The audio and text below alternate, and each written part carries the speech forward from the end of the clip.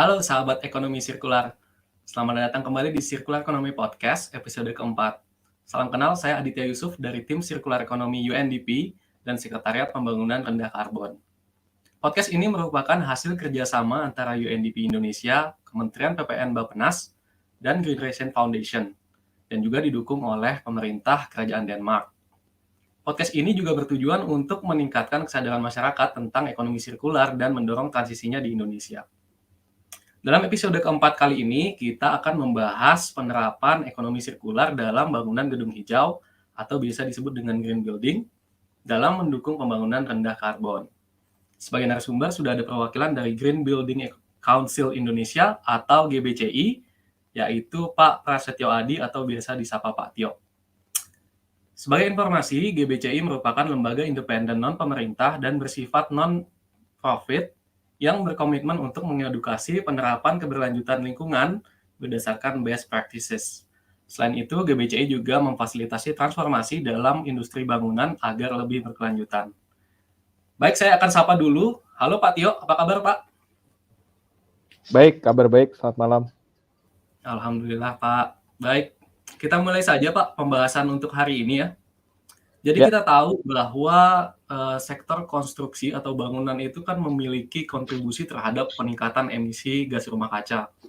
Dan dari data yang saya dapat, ini dari laporan UNEP tahun 2022, itu setiap tahunnya sektor bangunan itu memiliki total emisi gitu sekitar 38% dari total emisi gas rumah kaca yang ada.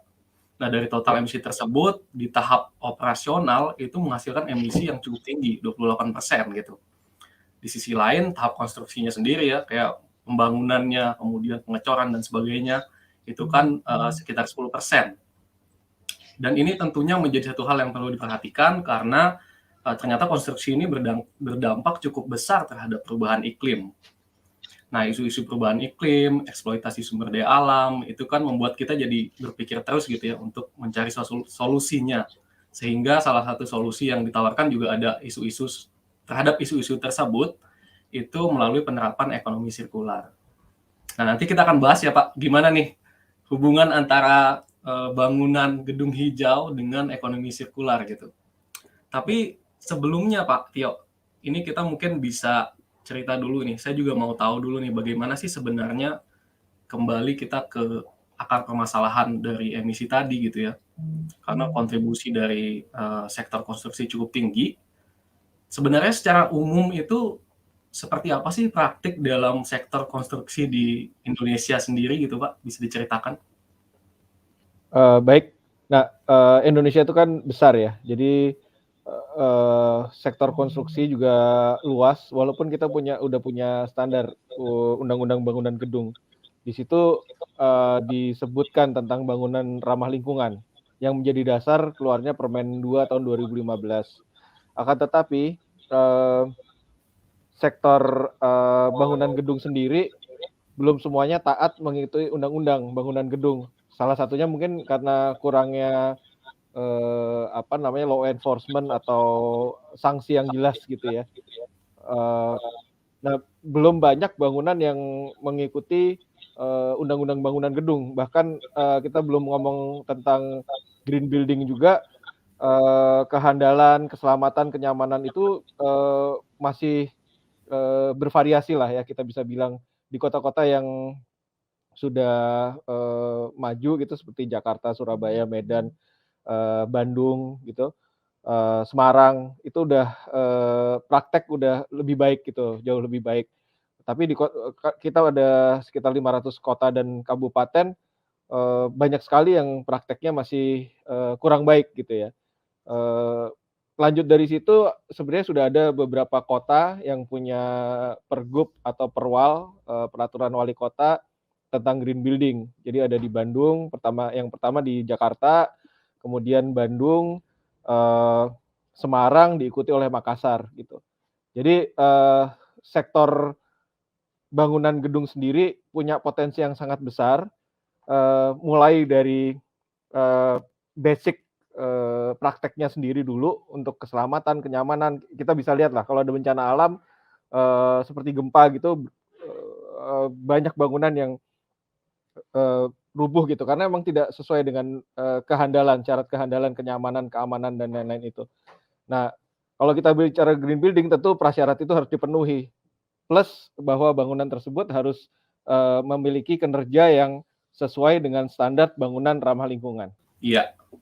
Saya mungkin, ingin melanjutkan bertanya, Pak. Jika ada bangunan, atau pihak-pihak yang ingin sebenarnya gitu ya, menerapkan, standar ramah lingkungan tadi, tapi mungkin nggak bisa gitu. Ada banyak mungkin, yang sebenarnya pengen tapi mungkin sulit. Nah, saya mau tanya kira-kira tantangannya apa saja, Pak? Mungkin tantangan yang kerap dijumpai gitu, baik dalam tahap operasional maupun, dari tahap pembangunannya sendiri gitu. Kaitannya dengan mungkin penggunaan materialnya, atau mungkin bagaimana mereka bisa mengurangi limbah yang ada di dalam, bangunan itu sendiri gitu. Ya, tantangan paling besar, persepsi bahwa green building itu mahal. Nah, mahalnya itu sebenarnya untuk jangka pendek ya, investasi di depan mungkin lebih, besar, karena jenis materialnya dan juga apa namanya, teknologi yang barunya gitu. Terus kemudian apalagi kalau kita bicara tentang renewable energy dan lain-lain gitu ya. Akan tetapi sebenarnya, dari sisi, eee, sisi jangka panjang, eee, bangunan tersebut lebih efisien. Nah, kalau kita bicara tantangan pertama itu persepsi bahwa mahal. Yang kedua belum adanya kesadaran gitu ya. Kalau saya ambil dari, ujungnya dulu, dari pembangunan ya. Material kita masih banyak yang import gitu, terus kesadaran, pemilik gedung masih cari yang, termurah gitu. Kemudian dari awal, dari desain gitu ya, masih belum sekarang udah mulailah, terbentuk karena kami juga melakukan Green Building Council, sebenarnya salah satu tugas utamanya adalah melakukan transformasi gitu untuk pelaku industri konstruksi. Kami sudah melatih lebih dari 1.500 orang, untuk mengetahui tentang, eee, apa namanya, prinsip-prinsip, konsep green building ini sendiri. Jadi tenaga kerja yang handal juga merupakan satu tantangan gitu ya. Eee, kita bisa lihat ya sebagai hambatan atau peluang gitu. Kemudian dari, segi building material, kemudian dari sisi, apa namanya, kalau kita bicara circular economy tentu dari sisi ekosistemnya juga gitu ya, yang, belum mendukung. Kalau kami sih, prinsipnya mulai dari satu building menuju satu kawasan dan menjadi satu kota yang hijau gitu. Jadi tahapan-tahapan itu yang, merupakan tantangan. Jadi ini, tidak hanya tantangan untuk pemilik gedung harus sudah bisa memulai itu juga, sasaran kami dari awal, tapi, tantangannya juga ada di, apa namanya, pengelola kota, pengelola kawasan gitu ya. Bagaimana sebenarnya ini kita menciptakan satu ekosistem, yang menurunkan dampak negatif dari, yang kami sebut pembangunan lingkungan binaan ini. Karena apa yang kita perbuat di sektor bangunan gedung adalah, eee, mengubah dari lingkungan alami, terutama untuk di daerah-daerah yang di luar daerah perkotaan, ke lingkungan binaan kita sebutnya, gitu. Jadi, tantangan-tantangan tersebut yang harus bisa kita jawab. Oke, Pak Tio, tadi Pak Tio menyebutkan bahwa sekarang GBCI juga melakukan pelatihan gitu ya, untuk memperkenalkan konsep bangunan hijau ini gitu. Nah, sebenarnya apa sih Pak konsep bangunan gedung hijau itu sendiri gitu? Apa saja prinsipnya dan aspek yang membuat suatu bangunan atau gedung itu disebut hijau gitu Pak, dalam tanda kutip? Kami menggunakan, sistem, penilaian gitu ya, di untuk membuat ya rating system, sebenarnya untuk sebagai alat komunikasi, untuk mengetahui, bagaimana mengetahui, apa namanya, untuk mengukur bagaimana kita bisa, melihat seberapa dalam tanda kutip "hijaunya" bangunan tersebut. Satu, kita lihat dari aspek, tapak, pengelolaan tapak. Pengelolaan tapak itu termasuk landscape, penghijauan di sekitarnya, dan juga akses artinya bagaimana kita mengurangi pemakaian kendaraan pribadi gitu misalnya.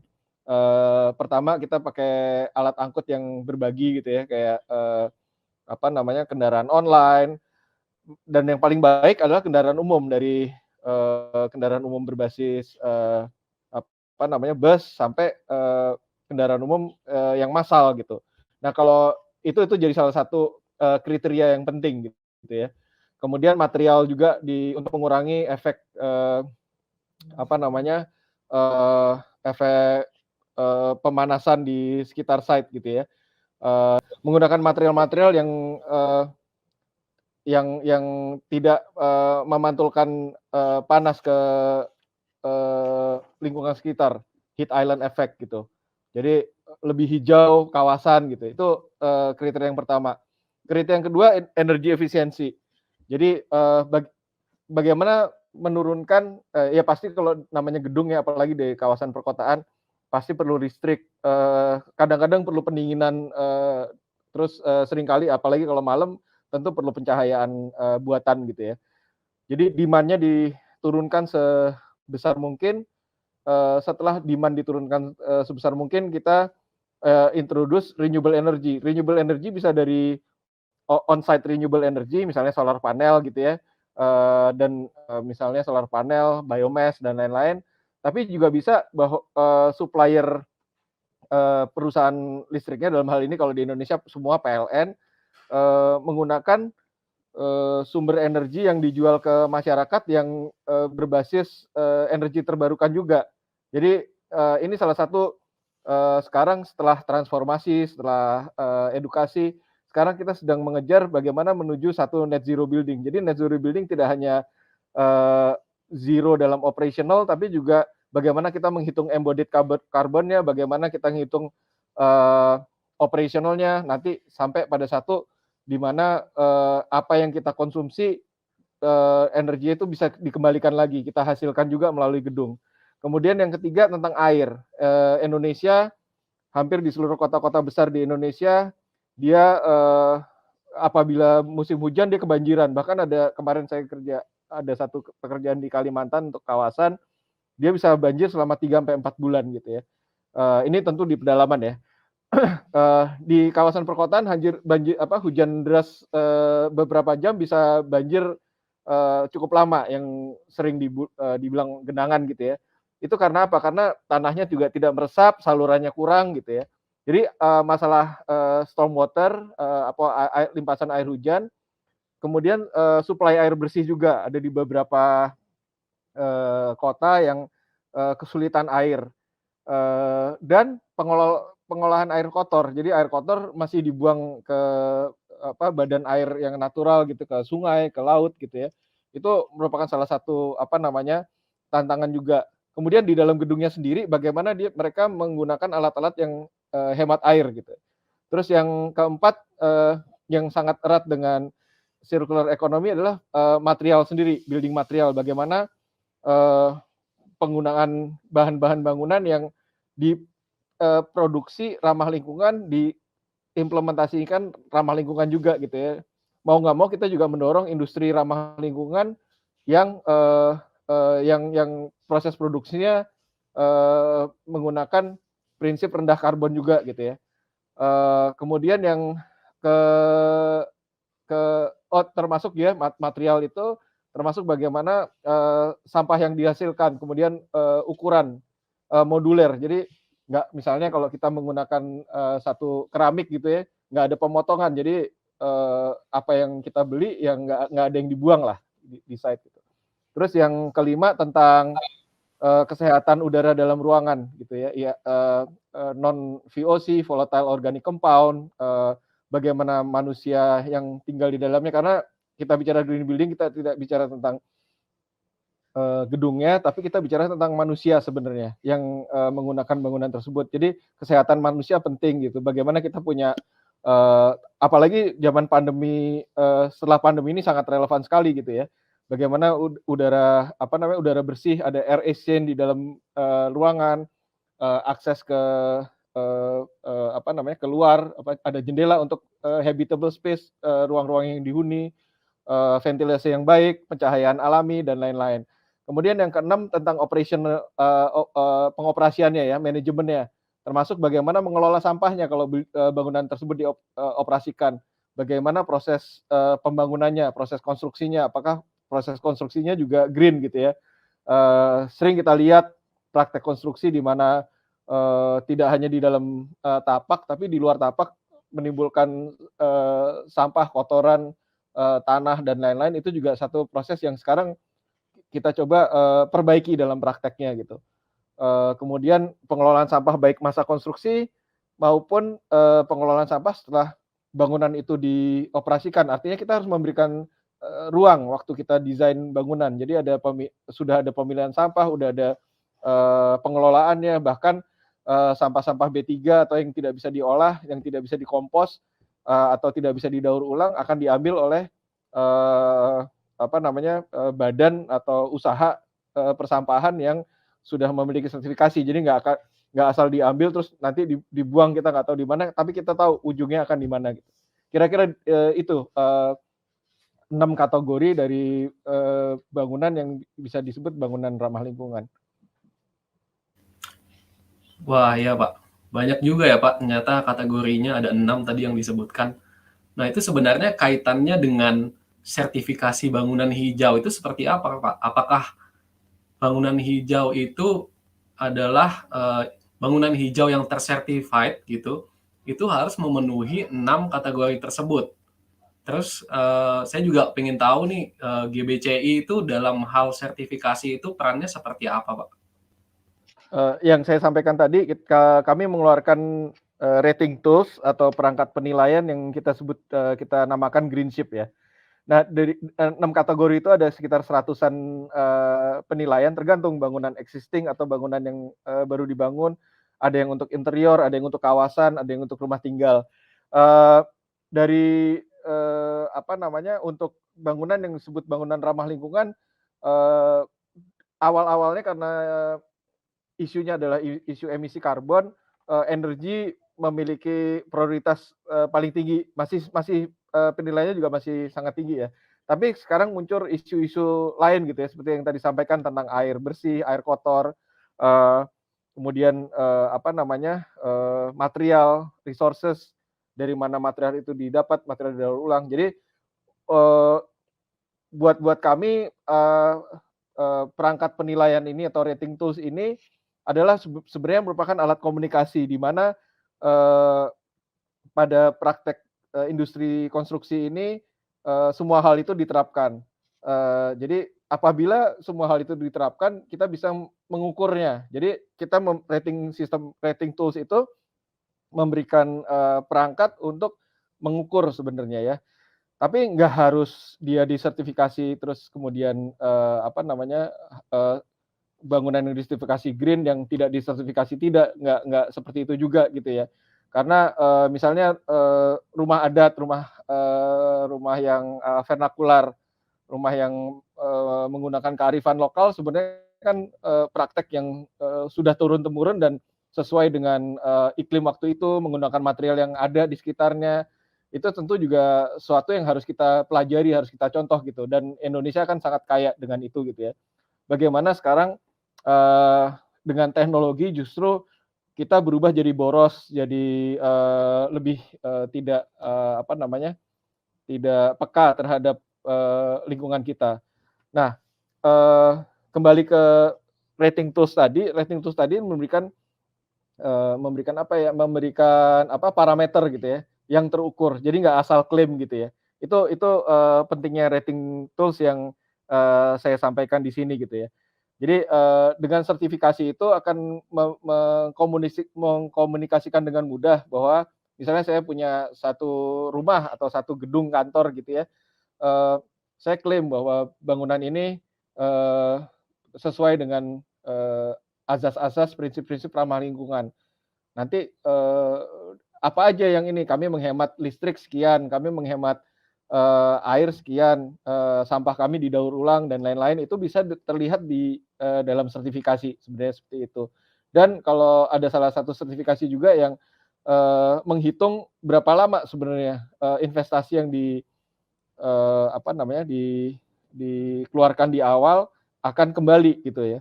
Jadi hal-hal tersebut bisa dihitung dan bisa dibuktikan gitu dengan sertifikasi. Terima kasih. Iya, Pak, menarik, Pak. Jadi saya sebenarnya tuh sebelumnya saya pikir untuk sertifikasi itu hanya untuk bangunan saja, maksud saya gedung gitu. Ternyata rumah tinggal juga bisa ya, Pak, ya? Ada nggak tuh, Pak, rumah tinggal yang udah tersertifikasi di sini? Ada, kami, sudah mengeluarkan satu, apa namanya, semacam, eee eee, open, eee, web base gitu ya, eee, yang sedang akan sebenarnya akan diperbarui ya, dan akan disosialisasikan. Jadi bisa mengukur sendiri sebenarnya rumah tinggal. Jadi nggak hanya gedung-gedung, kantor, pertokoan, apartemen juga bisa, bahkan interior juga bisa gitu. Toko, sekarang kayak misalnya distro, atau apartemen, atau, toko yang kecil gitu, atau bahkan interior yang besar gitu, bisa juga dinilai dengan, beberapa rating tools yang udah kami, keluarkan gitu. Jadi kalau rumah tinggal ada rumah tinggal khusus dan sifatnya, open source gitu ya. Semua orang bisa pakai tanpa harus daftar sertifikasi, nanti, mereka bisa masukkan sendiri parameternya, justru sasaran kami tidak hanya untuk profesional, tapi untuk pemilik rumah sendiri bisa mengukur gitu ya, sebagaimana hijau, rumah tinggalnya seperti itu. Sudah ada tuh akses?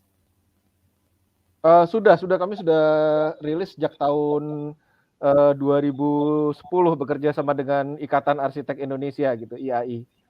Oh, siap, Nah Pak. ini yang akan kita mutakhirkan, nanti saya bisa share, saya bagikan, tautannya, linknya. Iya, iya, Pak, ini menarik banget, Pak, karena mungkin nanti, sahabat sirkular sekalian nanti setelah tahu nanti ada guidance ini gitu bisa langsung menerapkan dan juga bisa mengecek gitu ya, rating sendiri gitu rumahnya seperti apa, apakah cukup ramah lingkungan atau enggak gitu ya, dan juga mungkin ada panduannya juga kalau mau beralih ke ramah lingkungan bisa mengikuti ada guidance-nya gitu ya, Pak, ya? Iya betul, ada di situ, Iya. bahkan rumah kita yang sudah jadi pun kita bisa ukur, terus apa yang bisa kita lakukan untuk meningkatkan kinerjanya gitu ya. Mau bikin rumah baru kita bisa ukur, luasnya berapa, site-nya menghadap ke mana gitu, orientasi matahari dan lain-lain. Baik, mungkin sekarang saya mau, spesifik nih, bahas tentang ekonomi sirkular ya di dalam green building. Nah kan, ekonomi sirkular ini sebenarnya berbicara tidak hanya tentang pengolahan sampah gitu, Pak, ya, tapi juga berbicara tentang desain untuk, bagaimana bisa mengurangi limbah gitu yang ada di dalam, operasional bangunan sendiri, termasuk efisiensi sumber daya material yang digunakan gitu, dan juga masuk ke dalam, membuat sistem yang regeneratif. Nah mungkin, Pak Tio bisa memberikan contoh gitu implementasi bangunan gedung hijau ini yang menerapkan ekonomi sirkular dan, dampaknya seperti apa gitu? Kalau mungkin ada contoh-contohnya. Ya, ekonomi sirkular sebenarnya kan, prinsip ya saya juga belajar overtime ya, bahwa sampah itu yang mendefinisikan sebuah barang itu sampah, adalah, manusia sendiri gitu ya. Misalnya botol kemasan air minum, karena kita selesai habis, kita buang jadi sampah. Padahal plastiknya itu kan bisa diolah jadi, bisa di-upcycle bahkan gitu ya. Itu satu contoh. Demikian juga dengan material bangunan gitu ya. Jadi, Eee, pertama sampahnya dulu, dari satu bangunan gitu ya. Misalnya kalau kita bicara yang paling simpel yang banyak disertifikasi aja, kantor gitu, kertas-kertasnya masih bisa didaur ulang untuk jadi kertas lagi paling enggak. Kemudian, sampah plastik juga pasti banyak. Sisa makanan, sampah organik kalau dia makan siang di kantor atau kantin-kantinnya juga pasti banyak gitu ya. Itu dari, tadi kalau kita nganggap circular economy itu, awalnya dari sampah. Pada ekosistem industri konstruksi sendiri, eee karena itu terdiri dari ribuan, bahan bangunan gitu ya, yang tradisional kan bata, semen, pasir, besi gitu ya. Pertama struktur bangunan bisa dibuat dari, bermacam-macam, bahkan, sekarang salah satu yang diminta, disyaratkan di rating kami menggunakan fly ash, sebagai salah satu campuran untuk bahan, beton kalau dia terbuat dari, beton bertulang.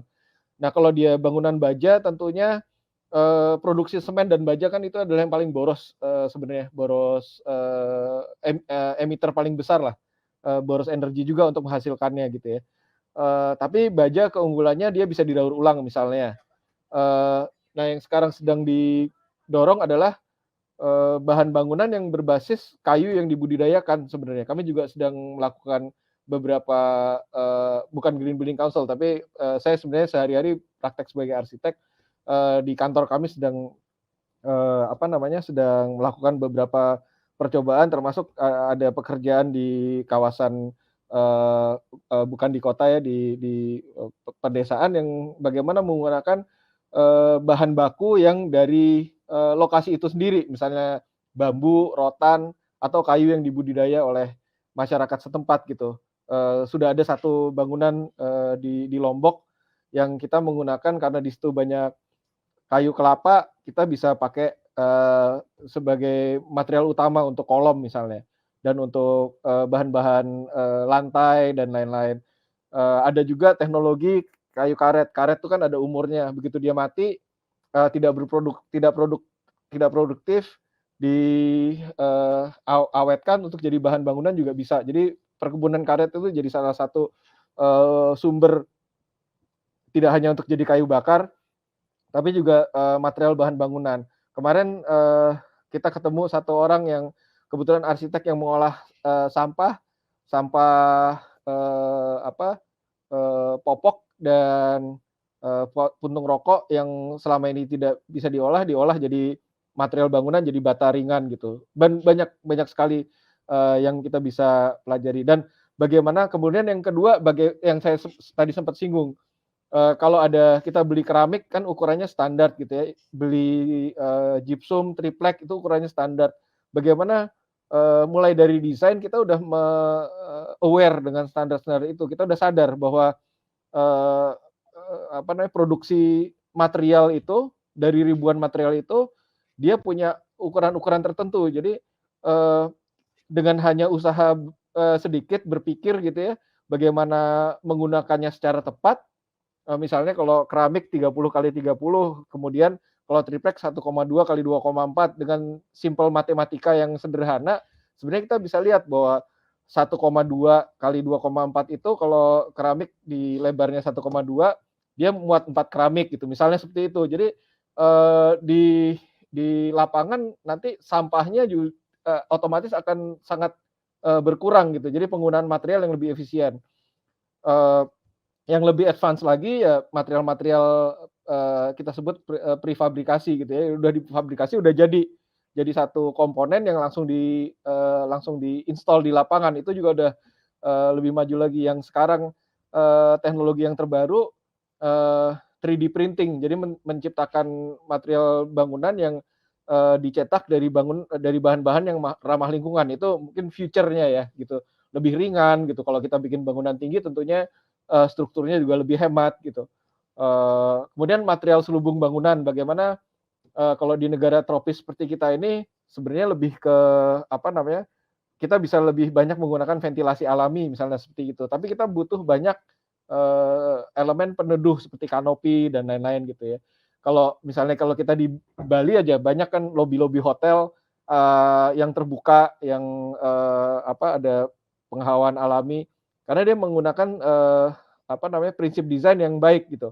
Tapi kalau di Jakarta atau kota-kota besar gitu, atau ditiru juga di Bandung gitu yang, cuacanya cukup iklimnya cukup, nyaman sebenarnya, kenapa harus ditutup dan di AC? Karena AC kalau di operasional bangunan paling boros. Jadi sebenarnya, kaitannya dengan circular economy, satu ekosistem yang, dari industri ekstraktif bahan bangunan sampai, produksi, sampai instalasi, sampai nanti bangunan itu selesai, dipakai atau direnovasi, tentu ada satu ekosistem sebenarnya yang, nantinya bisa, jadi ya, sesuai dengan prinsip circular economy. Belum lagi kita bicara dengan renewable energy, solar panel ada umurnya 25 tahun, setelah itu tentu pabrikan harus ambil lagi untuk diolah gitu, karena kalau enggak dia dibuang begitu aja jadi B3 gitu ya. Jadi kira-kira itu kaitannya sangat erat sebenarnya kalau kita lihat dalam, konteks, ekosistem industri, sampai industri konstruksi, sampai bahan bangunan, sampai selesai umur satu bangunan atau satu ruangan gitu ya. Ya, makasih Pak Tio. Jadi tadi tuh Pak Tio udah menerangkan jelas sekali sih bahwa memang dari bangunan material itu proses desain itu memang penting banget gitu ya Pak ya. Terutama tadi dalam pemilihan material. Tapi saya juga jadi ingin tahu Pak, kalau untuk bangunan-bangunan yang sudah ada gitu ya, yang existing, nah itu kira-kira gimana tuh Pak?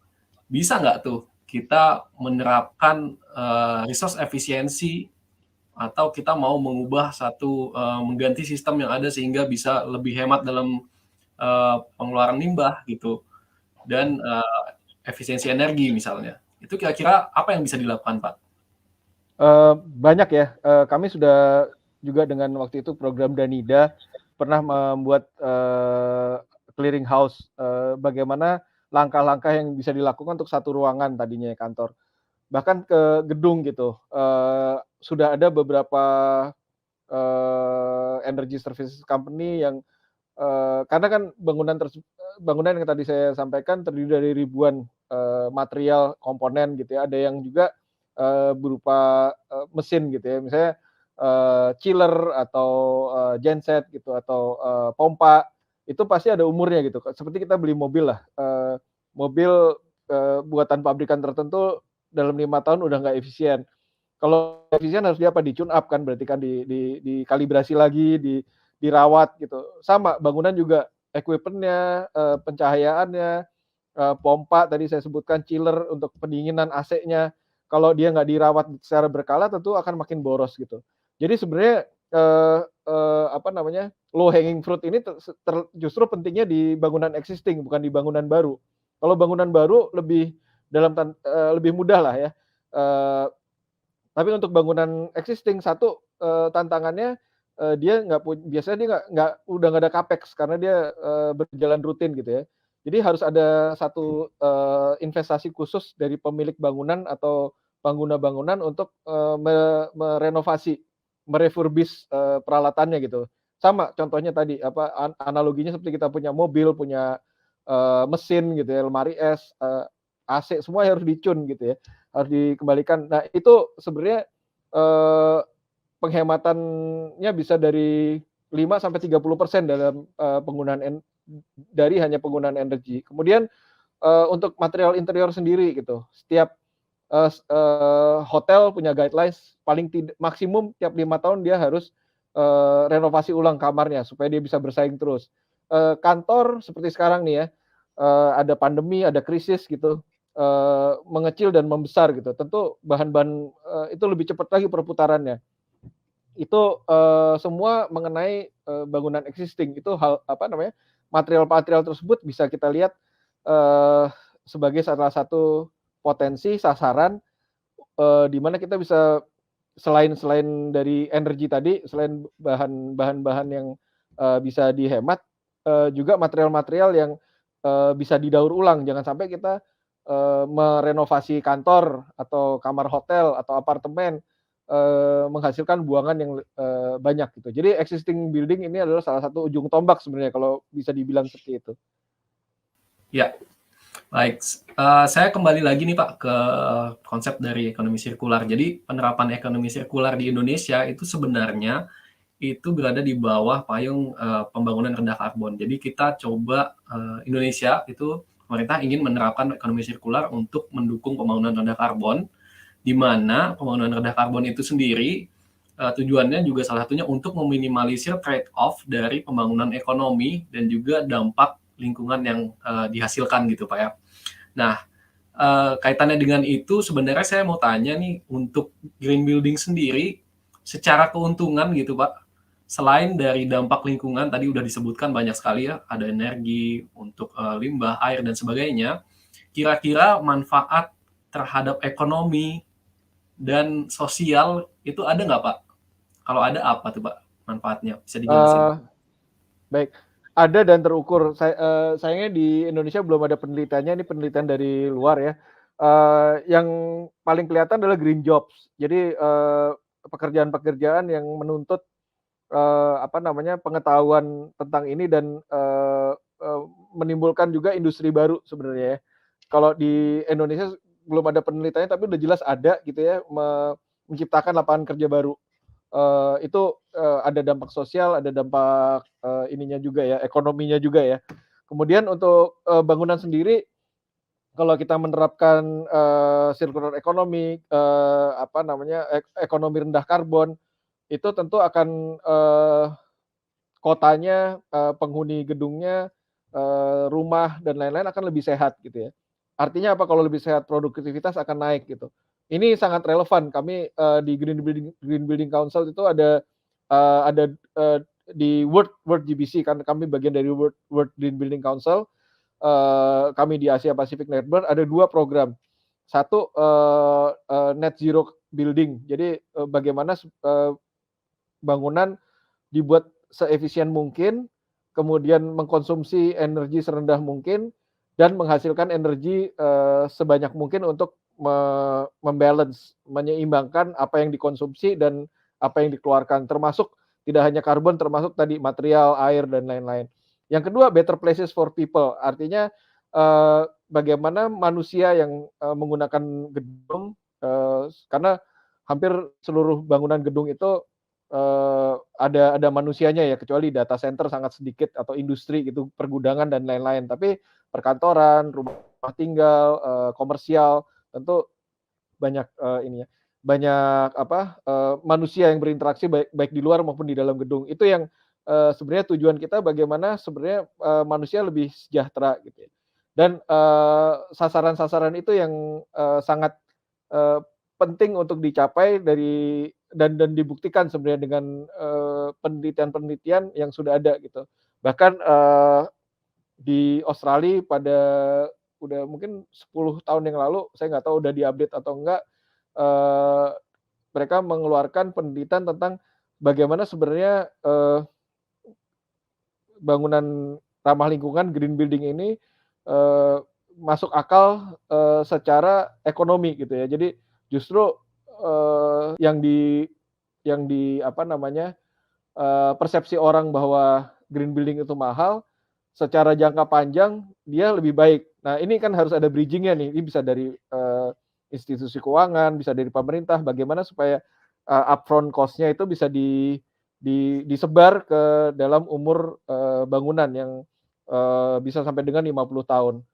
Kemudian juga bagaimana apalagi nanti ada isu Indonesia Jakarta dipindahkan, ibu kota negara dipindahkan dari Jakarta dari Pulau Jawa ke Kalimantan, tentu ada bangunan-bangunan yang akan ditinggalkan kosong, itu tentu kita nggak, kalau simpelnya kan bangunannya dirobohkan bikin yang baru, tapi sebenarnya bangunan-bangunan tersebut merupakan satu peluang gitu ya untuk memperbaiki kondisi lingkungan di Jakarta atau di Indonesia gitu ya. Jadi yang kami sedang pelajari juga sekarang adalah ekonomi restoratif, artinya tidak hanya berhenti sampai eee, keseimbangan, tapi bagaimana kita mengembalikan apa yang kita udah konsumsi selama ini, yang kita berbuat salah lah ya, boros gitu, bagaimana kita menanam kembali, ya kalau kita bilang Jakarta yang tinggal ruang terbuka hijaunya 9%, bagaimana kita misalnya bikin double gitu, dan itu